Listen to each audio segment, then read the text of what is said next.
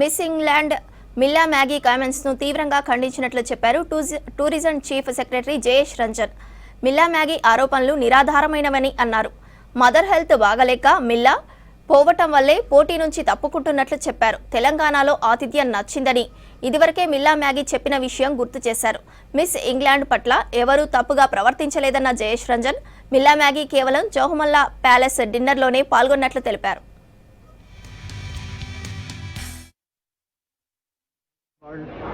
Competition నుంచి miss England దూరం అయిపోవడం ఇట్లాంటి విషయాలు నా దృష్టికి వచ్చింది. నేను మిస్ వరల్డ్ ఆర్గనైజర్స్తో కూడా మాట్లాడి ఈ పరిస్థితి గురించి ఇంకా వివరంగా తెలుసుకున్నాను.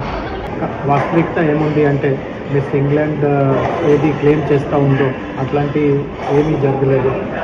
ఆమె వాళ్ళ మిస్ వరల్డ్ ఆర్గనైజర్స్కి ఏం చెప్పింది అంటే వాళ్ళ మదర్కి ఆరోగ్యం చాలా బాధాకరంగా ఉంది, ఆమెను చూడడానికి ఆమె వెనక్కి వెళ్తూ ఉంది.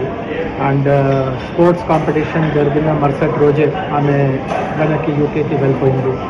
ఒకే ఒక డిన్నర్ కార్యక్రమంలో ఆమె పాల్గొనింది.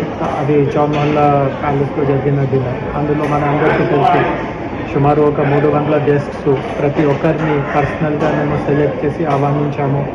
వాళ్ళు ఎవరో అండ్ ప్రతి టేబుల్లో పురుషులు, మహిళలు, గెస్ట్స్ అందరూ ఉన్నారు. సో ఏదో ఆమెని తప్పుగా చూడడం, దురుసుగా చూడడం, అట్లాంటి ప్రవర్తన చేయడం అది జరిగే పరిస్థితి లేదు.